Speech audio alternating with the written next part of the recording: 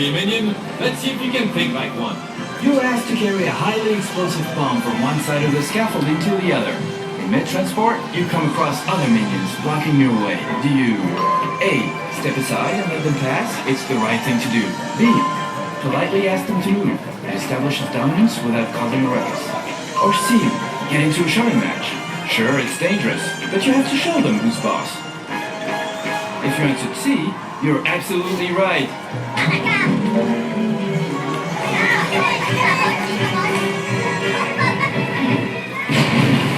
And you're probably toast.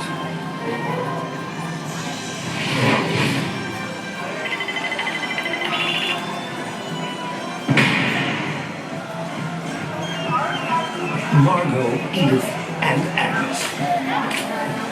They came from humble beginnings at Miss Patty's Home for Girls orphanage, spending their days selling cookies and their nights wishing for a family.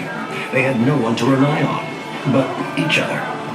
Margot, brilliant, brave, a born leader. Edith, the wild card, mischievous, troublemaker, a real loose cannon.